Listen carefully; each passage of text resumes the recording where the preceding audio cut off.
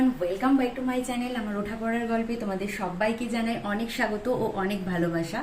আজ হচ্ছে শনিবার। হ্যাঁ, আজকে আমাদের বাড়িতে মা বিপত্তারিণীর পুজো হচ্ছে। তো এর আগে 2 বছর থেকে আমাদের বাড়িতে মা বিপত্তারিণীর পুজো শুরু হয়েছে, মানে আমরা করছি। তার আগে মা অনেকদিন আগে পুজো করতো, কিন্তু সেটা হচ্ছে মন্দিরে যেয়ে মা পুজো করতো। তো যাই হোক, মহা ধুমধামেই এর আগের বারও আমাদের বাড়িতে পুজো হয়েছে, আর এইবারও মোটামুটি আমি আয়োজন করে ফেলেছি। তো চলো, আজকে সারাদিনের ব্লগটা আই থিঙ্ক খুব ইন্টারেস্টিং হতে চলেছে। তো না স্কিপ করে দেখার একটা অনুরোধ থাকলো। আর এখন আমি আগে ঘরের পুজোটা দেবো, তারপরে আমি বাড়ির পুজোটা মানে মা বিপত্তারিণী পুজোর জোগাড় শুরু করবো। না, সারাদিন এত বৃষ্টি হয়েছে, আমি পুরো ভিজে টিজে সমস্ত আয়োজন করার চেষ্টা করেছি। তোড়জোড়ের সাথে সাথে আজকেও সকালবেলায় একদম 5:15 না 20 উঠে গেছি ঘুম থেকে। তারপরে উঠে সমস্ত বাসি কাজ সারা হয়ে গেছে। এখন 6:45 বাজে, স্নান টান করে চলে এসেছি। মাঝখানে একবার ফুলের দোকানেও গেছিলাম, একটু দরকার ছিল ফুল কয়েকটা, মানে জবা ফুলের মালা নিতে হতো যেহেতু আজকে শনিবার।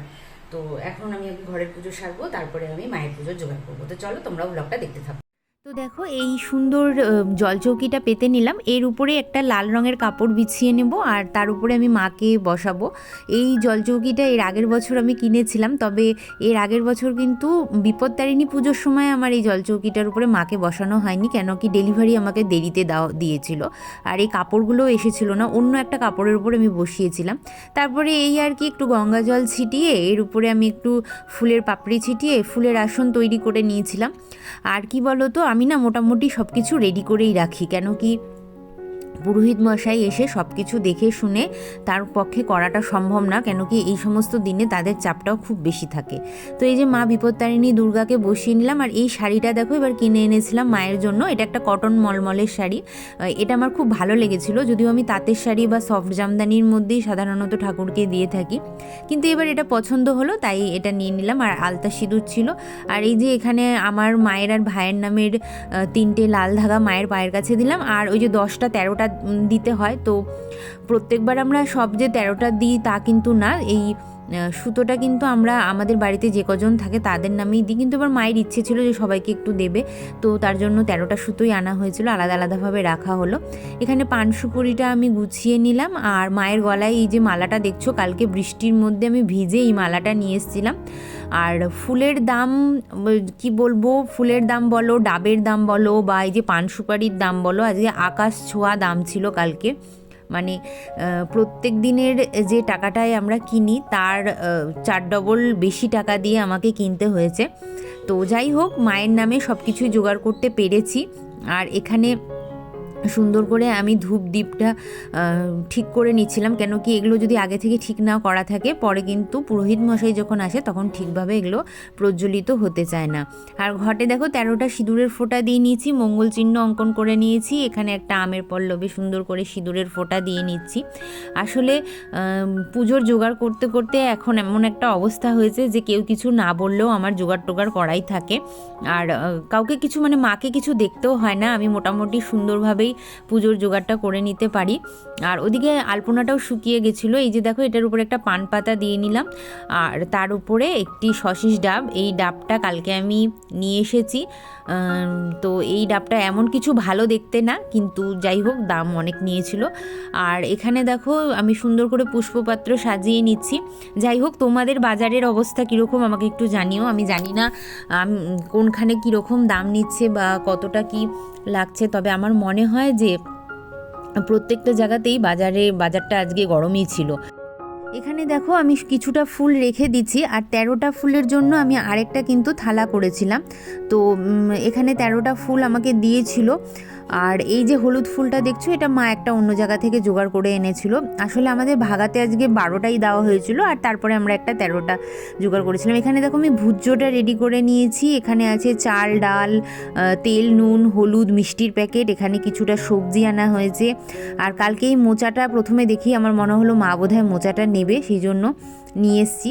ওইখানে দেখো 13টা ফুল সাজিয়ে দিয়েছি। এখানে পঞ্চপ্রদীপ সব সাজানো হয়ে গেছিলো, 13 রকমের ফল সাজানো হয়ে গেছিলো। আর এখানে আমি গঙ্গা মাটিটাও পেতে রেখে দিচ্ছি, যাতে পুরোহিত মশাইয়ের এসে কোনো অসুবিধা না হয়। একবার কি হয়েছিল জানো তো, পুরোহিত মশাই সরস্বতী পুজোর সময় ছিল আই থিঙ্ক, তখন এই রকম গঙ্গা মাটি না পেতেই পুরোহিত মশাই ঘট পেতে দিয়েছিল, মানে তাড়াহুড়োর মধ্যে।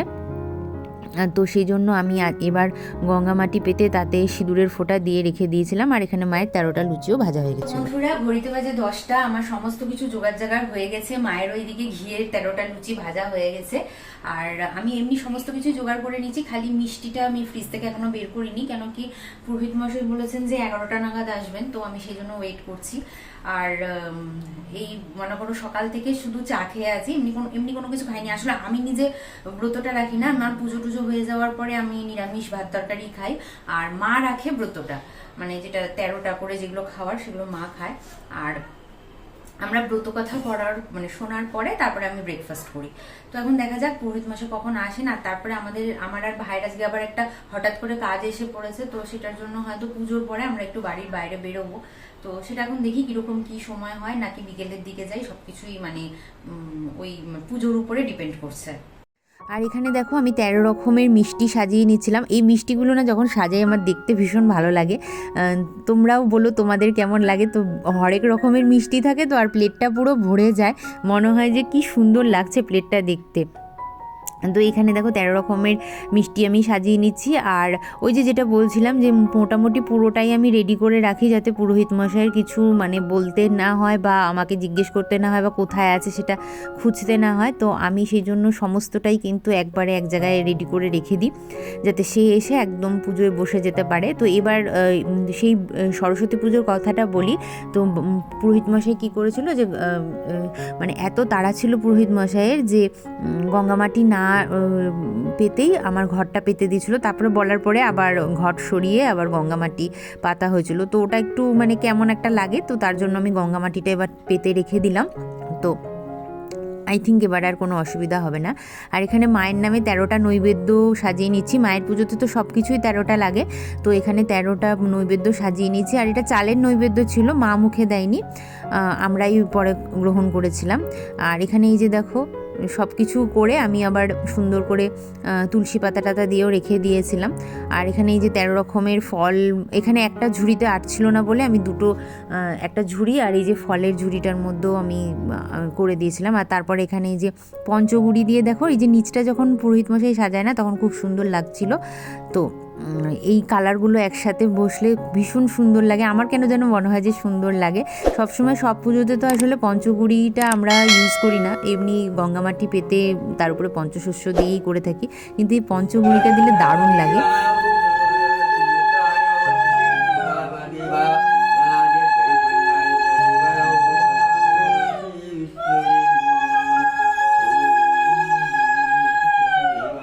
তো এবারও দেখো পুরোহিত মশাই আগে আচ্ছাদন দেওয়ার আগেই ঘটে মালা পরিয়ে দিয়েছিল। তো আমি আবার বললাম যে পুরোহিত মশাই ওরকমভাবে আগে আপনি আচ্ছাদনটা দিন, তারপরে হচ্ছে মালাটা পরান।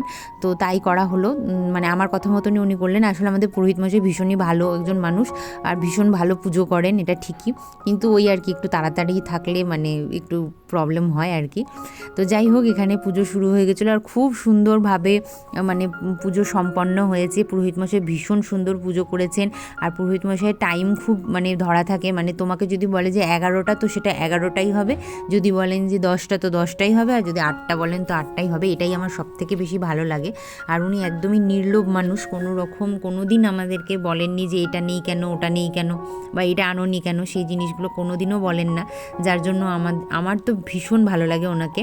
তো এইভাবেই পুজোটা খুব সুন্দরভাবে সম্পন্ন হলো। আর এখানে দেখো 13টা ফুল আলাদা আলাদা করে ঠাকুরমশাই এখানে অঞ্জলি দিচ্ছিলেন। তো এটাই, এর আগের বার অবশ্য মা যখন অঞ্জলি মাকে দিয়ে এই ফুলগুলো নিবেদন করেছিলেন, এবার উনি নিজেই করে দিয়েছেন। যাই হোক, মানে প্রত্যেকবারই সুন্দর সুন্দরভাবে মায়ের পুজো হয়, তো খুব সুন্দর। আর ওদিকে আমার জগন্নাথ দেবকেও সুন্দর করে আমি সাজিয়ে দিয়েছিলাম এই দিনটায়। আর এরপরে আমরা কি ব্রতকথা শুনলাম, আমি আর মা দুজনই ব্রতকথা শুনছিলাম। ভাইও এখানে পুজোতে এসে বসেছিল, কারণ পুজোর সময় বাড়ির সবাই একসাথে পুজোয় বসাটাই হচ্ছে নিয়ম। একজন বসবে আর আরেকজন বসবে না তা হয় না, শেষে ব্রতী হোক আর নাই বা হোক। তো তারপরে আমরা মঙ্গল আরতি করে নিয়েছিলাম, মানে পুরোহিত মশাই মঙ্গল আরতি করেছিল। তো এখানে প্রথমে পঞ্চপ্রদীপ দিয়ে তারপরে বিভিন্ন জিনিসগুলো দিয়ে আরতি হচ্ছিল। তো তোমরাও একটু আরতিটা দেখে নাও।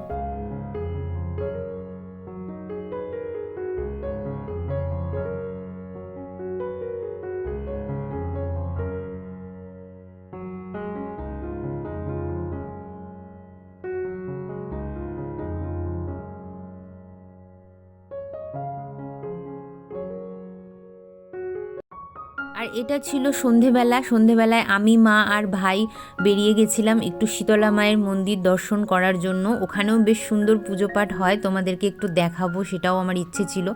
আর খুব তাড়াতাড়ি আমাদের জীবনে একটা নতুন কিছু ঘটছে, তোমরা এর পরের ব্লগটা থেকে সেটা জানতে পারবে কি ঘটছে না ঘটছে। আর এই বিপত্তারিণী পুজোর ব্লগটাও আমার দিতে একটু সেই জন্যই দেরি হয়ে গেল, ভীষণ ব্যস্ততার মধ্যে দিয়ে আমাদের দিন কাটছে, না হলে বিপত্তারিণী পুজোর পরের দিনই তোমরা এই ব্লগটা পেয়ে যেতে। তো যাই হোক, এই পুরোহিত মশাইও ভীষণ ভালো পুজো করেন, ইনিও আমাদের বাড়িতে একবার পুজো করেছিলেন। তো এই যে দেখো মন্দিরে উনি চলে এসেছেন, মঙ্গল আরতিটা আমরা দেখবো বলে গেছিলাম, আর মায়ের একটু পুজো দেওয়ারও কথা ছিল, তো সেই জন্য গেছিলো। সেদিন মন্দিরে বেশ অনেকটাই ভিড় ছিল, তাই জন্য আমি একটু বাইরে থেকে দাঁড়িয়েই তোমাদের জন্য ভিডিওটা করছিলাম। কেন কি সেদিন বিপত্তারিণী পুজোর জন্য সন্ধেবেলাতেও অনেকে পুজো দিতে এসেছিলেন। আর এখানে আমরা একটু মিষ্টি ভোগ কিনে নিয়ে গেছিলাম মায়ের জন্য। এখানে দেখো মঙ্গল আরতি শুরু হয়ে যাচ্ছে, আর ভীষণ সুন্দর ঢাক বাজছিল, তো আমার ভীষণ ভালো লেগেছিল সেটা।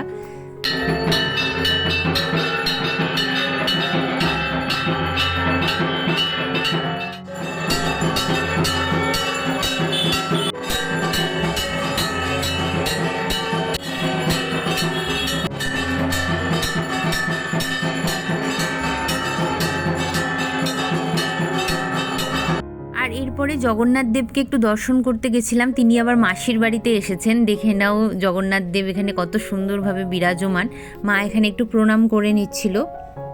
তো আমরা মন্দির থেকে চলে এসেছি, এখন বাজে প্রায় রাত 9টা। আজকের ভিডিওটা কেমন লাগলো অবশ্যই আমাকে লিখে জানিও। আর হ্যাঁ, এর পরের ব্লগ থেকে তোমরা অনেক নতুন নতুন চমক দেখবে, আর বিশাল একটা কিছু চেঞ্জ হচ্ছে আমাদের লাইফে, সেটা তোমরা জানতে পারবে, সেটা জানিয়ে দেবো এর পরের ব্লগে। ভীষণ ব্যস্ততার মধ্যে দিয়ে দিন কাটছে। তো চলো আজকের মতন ব্লগটা এখানেই শেষ করছি। ভালো লাগলে ভিডিওটাকে লাইক শেয়ার করে দিও, যারা আজকে আমাকে ইউটিউব থেকে দেখছো তারা প্লিজ চ্যানেলটিকে সাবস্ক্রাইব করে দিও। চলো এখানেই শেষ করছি, দেখা হবে আবার নেক্সট ভিডিওতে। তোমরা সবাই ভালো থেকো, সুস্থ থেকো, টাটা, বাই বাই।